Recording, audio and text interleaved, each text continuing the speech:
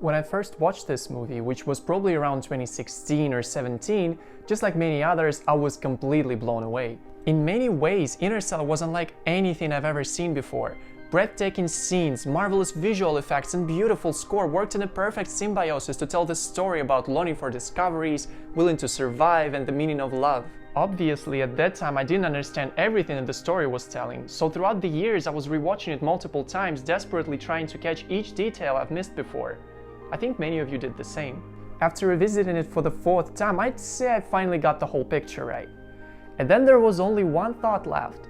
What was it like to experience this masterpiece of cinema art on the biggest screen possible? IMAX. Perhaps it was mind-blowing, perhaps it was truly magical. I could only imagine what kind of thoughts I could have had, but everything changed on January 18th, 2024, when suddenly Interstellar hit theaters again.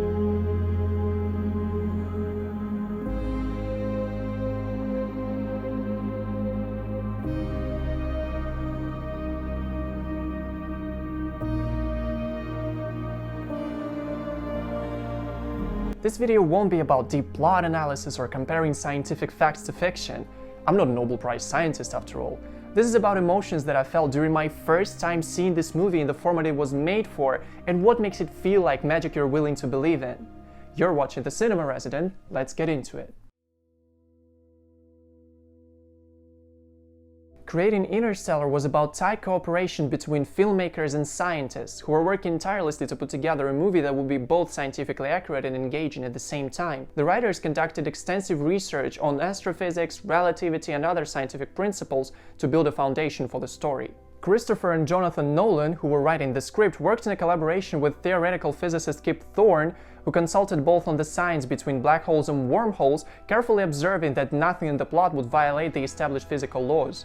At some point, Christopher was persuading Thorne for 2 weeks to let him include the idea of the characters having the ability to travel faster than the speed of light, which Thorne couldn't allow because this would be impossible to perform in real life. After all the negotiations, Nolan gave up and decided to opt for something else. However, despite all the guidelines given by the physicist, there was still room for speculating about things that sound fictional, but still might be real. In order to make the film more accessible, the team of writers came up with the characters the audience could resonate with.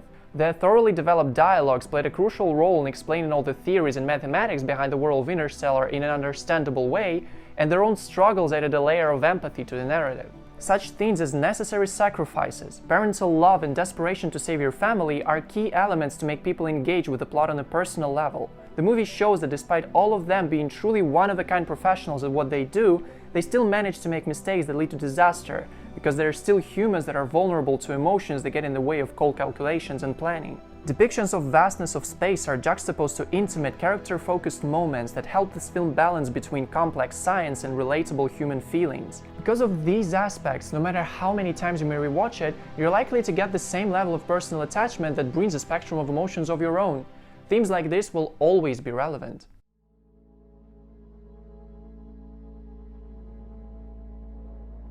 During the production of Interstellar's visual effects, there was an extensive amount of CGI being put to use.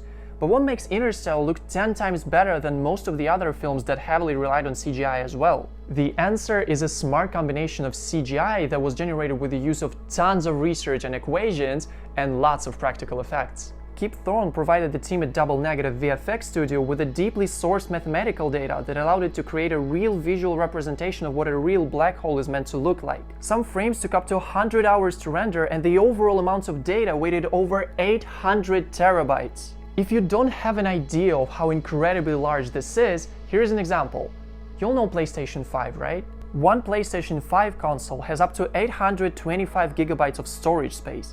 This means that in order to store all the data that the VFX team generated, it would take approximately 969 PlayStation 5 consoles to accomplish this task.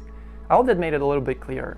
Although the visualizations in Interstellar were primarily created for cinematic purposes, their accuracy has contributed to a more informed and visually captivating representations of black holes and wormholes, offering insights into these aspects of astrophysics that were later studied beyond the movie's production. As for the practical effects that were used, Christopher Nolan followed the rule that makes him who he is. If there are any scenes in the movie that can be done without the interference of CGI, he does them without it. We all know these scenes perfectly.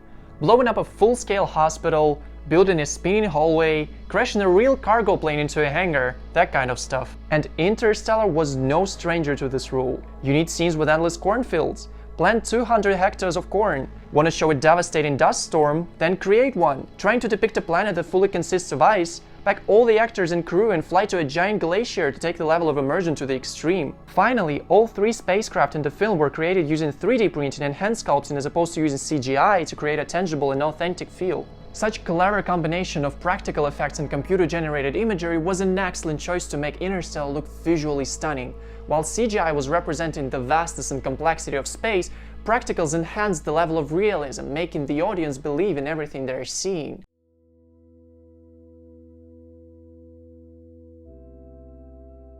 When it comes to music, everything is purely subjective.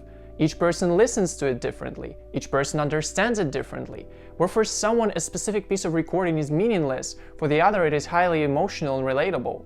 However, it is absolutely fair to say that for millions of people around the world, Interstellar's musical score has managed to get so deep within the heart and soul that it is being remembered to this day.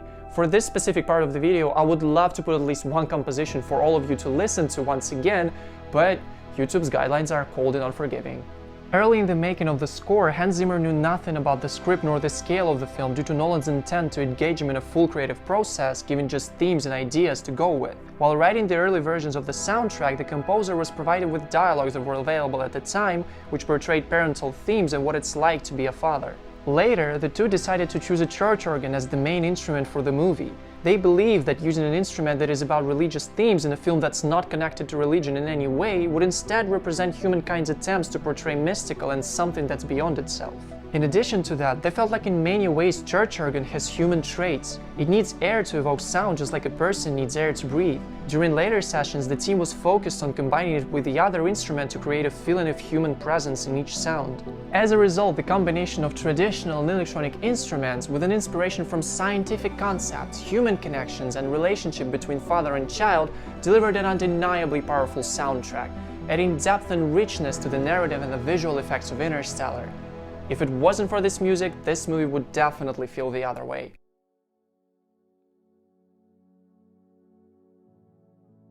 Interstellar is a magnificent masterpiece that represents pure cinema, art and magic that I love with all of my heart. Its scientifically accurate portrayal of space and time gives the understanding of how endless, mysterious and beautiful it truly is. Its picturesque, real-life locations add an immeasurable level of immersion and prove that putting actors in front of the green screen is way less than enough to make the viewer connect and believe in your film. And its beautiful story, filled with a vast array of relevant and understandable themes, works in a flawless tandem with an epic soundtrack that elevates your engagement even further. Interstellar hits its 10th anniversary this November, so it is highly possible there will be a worldwide release again.